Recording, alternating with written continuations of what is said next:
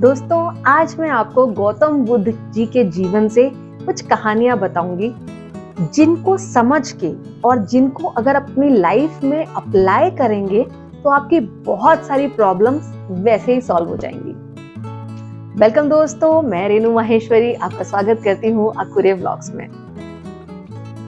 एक बार की बात होती है कि एक वैश्या के घर पे न्योता आता है गौतम बुद्ध जी को भोजन का।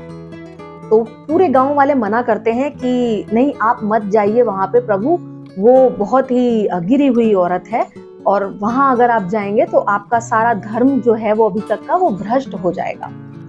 पर गौतम बुद्ध जी सोचते हैं और कहते हैं कि मुझे तो सिर्फ भोजन के लिए कहा गया है ना, तो मैं तो सिर्फ भोजन ही करूंगा जाकर के। वो चले जाते हैं, वो सुनते नहीं किसी की। अब रात भर वो वहां रहते हैं। पूरी रात उन्होंने एक वैश्या के घर में बिताई। अब पूरे गांव वाले बाहर इकट्ठा हो गए देखने के लिए कि अब जब वो रात के बाद बाहर निकलेंगे तो दोनों का क्या स्वरूप होगा। और गौतम बुद्ध का तो सब धर्म ही नष्ट हो गया। लेकिन जब वो बाहर निकलते हैं तो जो वैश्या होती है वो भी गेरुए वस्त्र धारण करके और उनकी एक शिष्य बन जाती है। अपने सारे बाल उसने मुड़वा लिए होते हैं, खुद ही कर लिए होते हैं, और अपना जितना धन उसने इकट्ठा किया होता है वो गौतम बुद्ध को वो दे चुकी होती है। तो यहाँ सब पूछते हैं कि ये कैसे हुआ प्रभु, ये क्या हुआ, मतलब ये हमें समझ नहीं आया। तो गौतम बुद्ध जी वहां कहते हैं कि इसके कंटैमिनेशन से कहीं ज्यादा पावरफुल है मेरा रास्ता। तो ये हमें सीख देता है कि आप अगर किसी एक चीज के लिए पूरी तरह डेडिकेटेड हैं तो इससे फर्क नहीं पड़ता कि सामने वाला आपको परेशान कर रहा है या वो आपको तोड़ने की कोशिश कर रहा है। वो कुछ भी कर ले, वो नहीं कर पाएगा अगर आप फोकस्ड हैं अपने काम में। दोस्तों, एक बार की बात होती है, सांवली जिसे कहेंगे, पर वो खुद को बहुत बदसूरत मानती थी। ऐसी लड़की गौतम बुद्ध जी के पास जाती है और उनसे कहती है कि आप मेरा रंग रूप संवार दीजिए, इसको ठीक कर दीजिए, क्योंकि मैं बहुत ज्यादा दुखी हूं। तो गौतम बुद्ध जी कहते हैं अच्छा ठीक है, तुम एक काम करो, जा करके पूरे शहर में कोई एक बंदा ऐसा लेकर आओ मेरे पास जो खुश हो, मतलब जिसको कोई प्रॉब्लम ना हो। तो वो कहती है ठीक है, मैं जहाँ काम करती हूँ, मैं एक खेत में काम करती हूँ और जो मेरे मालिक हैं वो तो बहुत खुश होंगे, तो उनको मैं बोलूंगी कल वो आ जाएंगे और तब मैं आपकी उनसे मुलाकात करा दूंगी। तो वो जाती है। अब वो जब अपने सेठ के पास जाती है, किसान के पास, कि आप चलिए, मुझे आपको गौतम बुद्ध जी के पास लेके जाना है, उन्होंने बोला है कि जो बहुत सुखी आदमी है, जिसको कोई परेशानी नहीं है, उसको तुम लेकर आओ मेरे पास। तो वो तो कहता है नहीं नहीं, मेरे पास तो कितनी परेशानियां हैं और मुझे तो बहुत दुख है। तो पूछती है क्यों, आपको किस बात का दुख है? तो वो कहता है कि भाई मेरे पास तो जो भी धन संपत्ति है वो तो जमींदार के पास चली जाती है और वो कुछ नहीं करता, बैठा रहता है और उसको फ्री फंड का सारा अनाज भी मिल जाता है, पैसे भी मिल जाते हैं और वो बहुत सुखी है। तो वो कहती है अच्छा, तो मुझे जमींदार के पास जाना चाहिए। तो वो जाती है जमींदार के पास।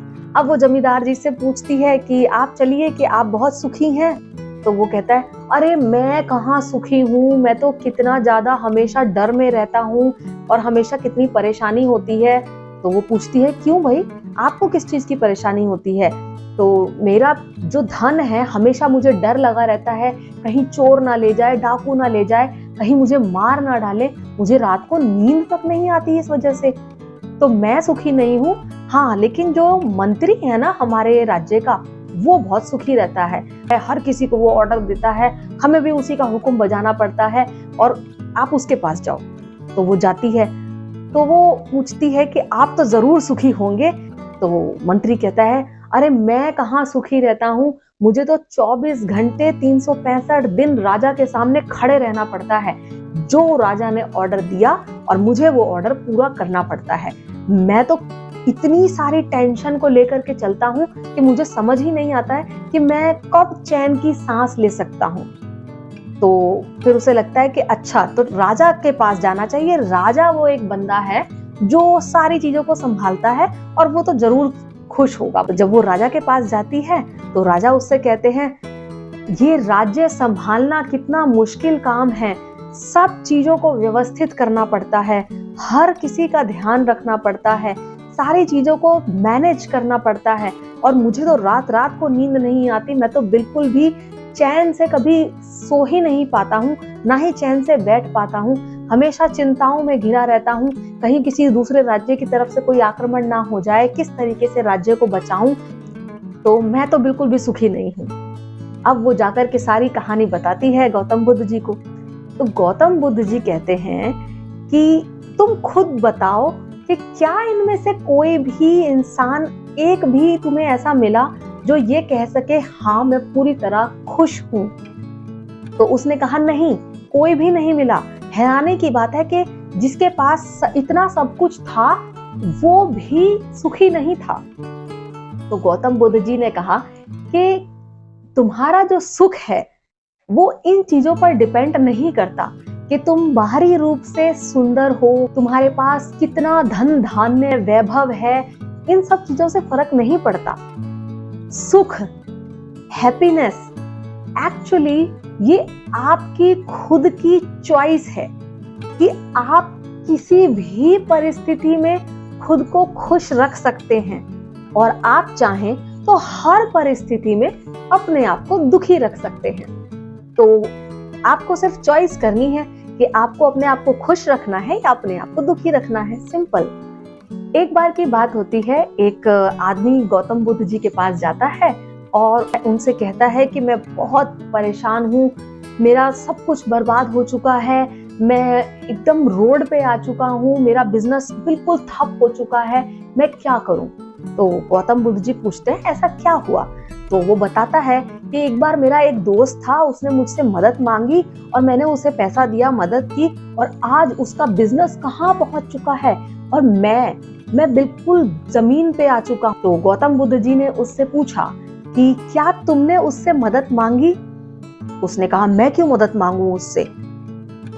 तो गौतम बुद्ध जी ने यही कहा कि तुम्हारी असफलता का कारण सिर्फ एक ही है, तुमने उसकी मदद की, लेकिन उसके बाद उसने अपनी सफलता के ऊपर ध्यान दिया और तुमने भी उसकी ही सफलता के ऊपर ध्यान दिया।